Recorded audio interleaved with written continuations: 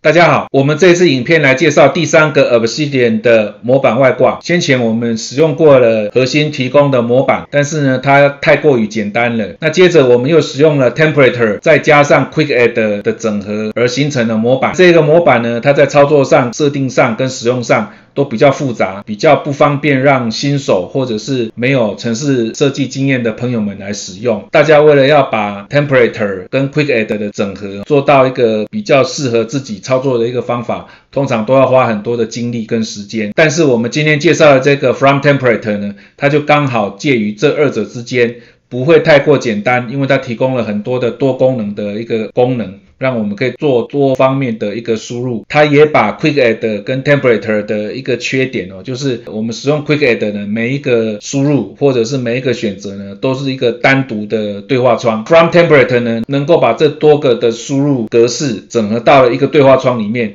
那这样子非常方便的提升了很高的一个用户的体验。因此我们今天来透过这个 From Templator 介绍，希望能够让大家对于新建笔记的时候的一个产生的效率能够有大幅的提升。那以下我们就先来看一下我们怎么样子来使用这个 From Template。From Template 方便的地方是可以把所有的设定跟所有的模板变数全部写在它的模板的笔记里面。那只要我们有了这个模板笔记以后，就可以透过命令面板来驱动它。比如说我们现在我这边有一个测试的文件我把这一段的内容全部标示起来，选取好以后，按下触发 From Template 模板的一个 Hotkey。我们先用 Ctrl P 来命令面板里面来操作好了。我们在命令面板里面呢，找到我们要使用的这个 From Template 的样板以后，直接按下 Enter， 它就会把刚刚我们选取好的内容整个带到我们这一个面板输入的对话窗里面。那在这边呢，我们就可以针对我们需要的内容呢来做单选，这个是下拉选单的单选，或者是下拉选单的多选。全部都选取好以后呢，我们就可以点击后面的这个 Add， 它就会帮我们把档案呢产生到对应的目录去。那这个就是 From Template 非常简单的一个功能的说明。那下面我们就先来看一下要怎么安装，还有设定，还有怎么来建立这个模板档案。From Template 的安装一样是从第三方外挂里面来做搜寻，找到以后直接安装起来就可以了。接着呢，我们先来做一下它的选项的设定。先找到 From Template， 点击选项。在这个选项里面呢，我们首先要去指定它模板存放的资料夹。那我在这边以前的核心跟 Templator 的模板档呢是放在010这个资料夹里面。那为了做区别，因为它的格式有不一样，因此我另外新建了一个011这一个资料夹。那我们所有 From Template 的模板档呢就放在011这个资料夹里面。只要先做好了这一个设定以后，其他的部分呢，我们在后面有使用到的时候呢，再回头再来做说明。我们在外挂选项里面把资料夹设定好以后，就接着在模板档的资料夹里面来新增新的笔记。在新的笔记里面呢，写上我们需要执行的模板的栏位跟模板的设定，到时候就可以透过命令面板来直接新增新的笔记了。现在就直接来看一个已经做好的一个模板档，来直接看它里面的示范。首先我们从这边可以看到，所有的模板的栏位呢是使用大括号或者是称作花括号开头，并且用大括号两个大括号结尾。那这个里面呢就是放我们所谓模板的栏位。那这个栏位呢有不同的格式那我们先来看一下它这个格式模板栏位前后必须使用大括号，然后接着第一个参数呢就是你的栏名，后面呢也可以有其他的参数，每个参数中间呢都使用冒号来当做分隔符号。那预设如果说你的第二个参数没有写的话，那它预设就是属于这个 text 这一个格式，也就是我们的单行输入框。接着第三个栏位呢，单列的输入框的预设值是什么呢？就可以写在第三个参数。然后第四个参数呢，就是我这个栏位的一个输入的说明。那这个是单行输入框的格式。多行输入框呢，就是把第二个格式呢从 text 改成 area。那后面第三个参数就是它的输入的说明。另外呢，还有一个下拉选单单选的话呢，就是第二个栏位呢是使用 choice， 后面接着就是你的这个下拉选单的所有的选项，然后选项中间都是用冒号分隔出来。那如果你你是希望有复选的下拉选单的话，那就是把第二个栏位呢写成 multi 表示它是复选的，然后后面呢就是各个选单里面的选项，那都用冒号来做分隔。最后还有一种呢叫做 current date 它是可以取出我们的系统日期。那如果你有需要格式的话就是用这个第三个参数来做这个格式就可以了。比如说我后面这边呢就是取出今天的年月日，然后10分秒的部分因为你可以注意到我们这个栏位格式的分隔符号都是冒号，那因此你这个10分秒中间就没有办法使用冒号来当做分隔符号了。如果你这边10分秒用冒号的话呢，它会产生错误。这个希望将来作者可以让我们也可以直接使用冒号来当做10分秒的分隔符号。这一些就是我们自己的能够使用的栏位，可以用这样子的方法来表示。比如说我们在这边就可以看到来看一下实际的范例，在 YAML 区里面的这个标签text 后面用了2个栏位的变数。第一个呢就是我的栏名是叫做 type， 然后它后面呢它是单选的下拉选单因此我用 choice， 然后后面就是我的选项我有这3个选项，到时候它就会弹出这个选项让我们来做一个选择。然后接着我逗点后面呢又再加了另外一个栏位，那这个栏位呢它的栏名叫做 text，那它是 multi 表示它是复选的下拉选单，然后后面的所有下拉的选单的选项呢就是用冒号分隔写在后面，这样子就可以变成一个选单。然后另外这边我们还有一个所谓的 template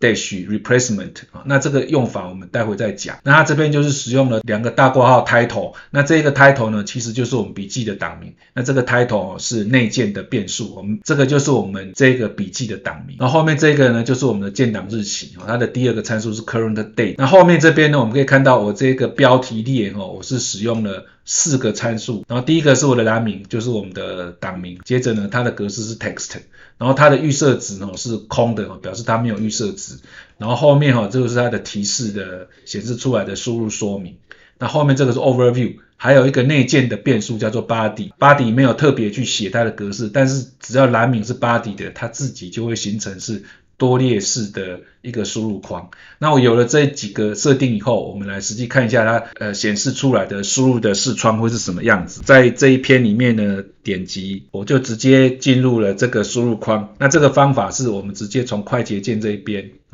我们从快捷键这边，然后呢我们就可以找到你所有设定好的样板档。那在你点击了这个样板档以后呢，你可以给它一个快捷键，因此它就可以马上透过这个快捷键呢直接触发这个模板档。好，那我们再试一遍我按下 Alt N 这是我设定好的快捷键，在这边呢就会有你的 title， 那这个 title 呢就是所谓的你的档名比如说我们把它叫做 test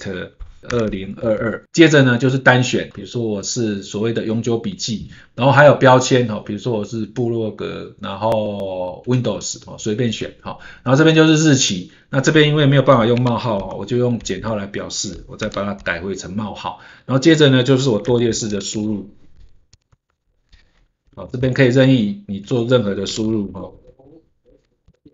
那输入完毕以后呢，我们就可以直接按 Add， 就可以把这一篇笔记给产生出来了。那它这边还有几个简单的操作就是你现在这边的所有的栏位比如说我们这边有6个栏位，你可以按下 Ctrl 1到 Ctrl 6，直接在栏位之间跳动。比如说我现在在 Title 这个栏位要直接跳到第5个栏位的话呢，我就按下 Ctrl 5，它就直接跳到这个第5个栏位了。那我再按一下 Ctrl 1，它又跳回来我这个第1个栏位了然后如果你输入完毕以后要马上直接让这个 add 马上提交出去的话呢，它可以直接按下 Ctrl Enter， 因此你输入完毕以后，你不必卷动到最下面点击这个 add， 你可以直接按下 Ctrl Enter， 它就会直接马上帮你产生出这个笔记。那这边我觉得它系统有一点小状况，我们可以看到我们这边其实我们是希望它建立好以后，而且把它开启到新的窗格里面但是它看起来没有开启到我们新的窗格。那这个时候呢，我们就必须要自己来找到它了那因为我们在这一模板档里面这边有一个 template dash output，这个就是指定我的新建的透过这个模板产生新的笔记要产生在哪一个资料夹，产生的资料夹呢指定在这边，我是040这个资料夹，因此我们到040这个资料夹里面来看，我们的这个 test 2022呢已经产生在这边了，把它给点击打开看一下，这个呢就是我们刚刚产生出来的新的笔记，那这边就是我们选择好的刚刚的第一个选单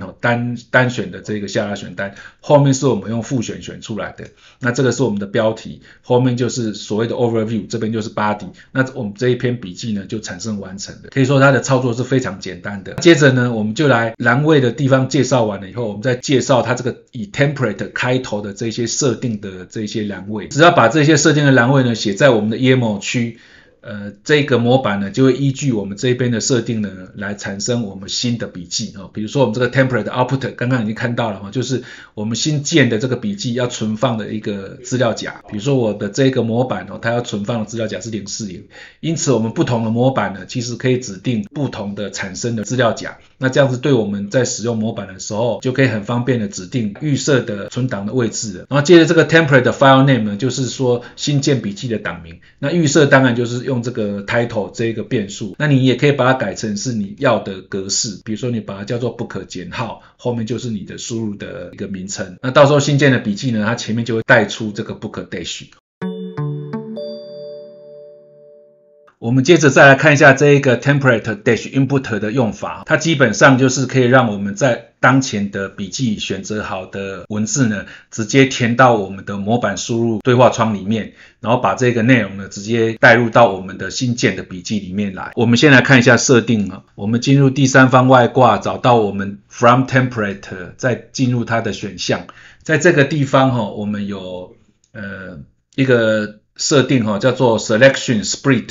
它意思就是我们的选取的文字它怎么样子来做栏位的分隔，它在这边呢后面我们要指定一个正则的运算，反斜 S 呢是表示是空白的意思，那它后面又多了一个加号表示是一个以上的空白，中间呢会用一个减号当做它的第二个一个文字，然后后面接着呢又是一个以上的空白，因此一个空白减号一个空白，或者是两个空白减号两个空白等等这样子的格式呢都会符合我们的这个正则运算式。有了这个分隔出来的文字以后呢，我们会分别把它的内容呢填到这个所谓的 field list 里面来，就是我们的 title、overview 跟 body， 因此我们选出来的文字有了这三个文字的一个内容以后呢，直接的内容呢就塞入这三个栏位里面。来看一下实际的这个范例，比如说在我们的这一个测试的这个笔记里面，我们把这一段的文字呢全部标示起来。那你可以看到我们这一边笔记档名1后面呢有一个空白减号空白，那这就是第一个栏位，后面呢是第二个栏位，在后面又有一个空白减号空白，后面这整串呢就是第三个栏位。因此我们有了这一个选取的文字以后呢，我们开启我们模板的对话窗，你可以看到它把第一个栏位填到这个 title 的这个位置来，然后把第二个栏位呢填到这个 overview 这个栏位里面来，把第三个栏位呢填到这个 body 这个栏位里面来，也就是我们的输入的这个栏位就是分别带入这三个栏位。好，那我们把这个完成选取我们这个 type， 再点击我们的标签，假设我们是这两个选择的这个选项，然后接着我们就可以点击这个 add 了。可是你会发现在我们左边这个我们指定好的输出的资料夹里面呢，只跑出了一个1笔记，然后这一边它也说我们的笔记档名1没有办法建立成功，那这个应该是它现在目前系统的一个问题，它没有办法把我们这个 title 里面的这个栏名用中文的方法来表示。那我们把它改一下比如说我把它改成 test 123好了。好，那我们再来执行一遍，全部选取起来，再进入我们的视窗，所以我的 title 已经变成是 title 123了。那这边呢随便再选几个，然后呢在最后面呢再来点击这个 add。好，你可以看到我们这一个 text 123就已经产生出来，把它 control click 把它打开，它刚刚我们选取的内容就整个按照我们需要呢整个填到这个新增的这个笔记里面来的。在原来的原始的来源的笔记里面呢，它会自动帮我们插入它的超连结。那也就是说，我们到时候呢，我们可以直接点击这一个内部链接呢，就直接开启我们这个新的笔记。template 的 input 跟 template 的 replacement 它的用法就是这个样子。也就是 input 呢是我们填栏位用的栏名，然后这个 template 的 replacement 呢就是我选取好的文字，最后被复制出去以后，要把我目前的笔记改成什么样的格式。那在这边呢，我们就可以自己指定它是先用了一个内部链接，然后后面呢再用惊叹号内部链接的方法形成一个显示的内容出来。然后另外还有一个 template should replace 意思就是说我选取文字的时候是不是一定要做替换，预设只是 sometimes， 就是你有选取文字的时候它会做替换，没有选取的时候呢就不会。那它还有 always 跟 never 这两个可以选择。然后最后一个就是当我们新建笔记了以后，这个笔记要用什么样的方法来做处理。如果你这个模板里面选择了 none 的话，它就不会建立新的笔记。那 create 的话它会建立笔记，但是不会把它开启起来。那如果用 open 的话，它建档完以后，它会把它给覆盖到目前你的当前的这个笔记里面。那如果是 open pen 的话它就是建档完以后呢，就会把它开启到新窗格里面。但是这个目前看起来没有办法正常运作。我们看到就是刚刚产生完以后，其实它不会开在这个新的窗格，而必须我们自己来点击它才可以看得到。那这个就是它的 template 的开头的这些在 YAML 区的这些栏位的设定。那我们有了这两个 template dash 开头的栏位跟我们自己加的栏位的话，我们就可以很有效的来控制我们这一个自己的模板的。这边还有再补充几个操作的重点，就是大家可能会忽略，当我们变数你的栏位写在 YAML 区的时候，你记得一定要把它给加上这个双引号字串，要不然它不会正常被替换。所以写在 YAML 区的栏位一定要加双引号才可以。还有一个呢，就是你的 current date 它最后面的格式不能有冒号，要不然它会产生错误。然后还有一个状况就是说，我们这个 text 这一边我们新加的这些动态的 tag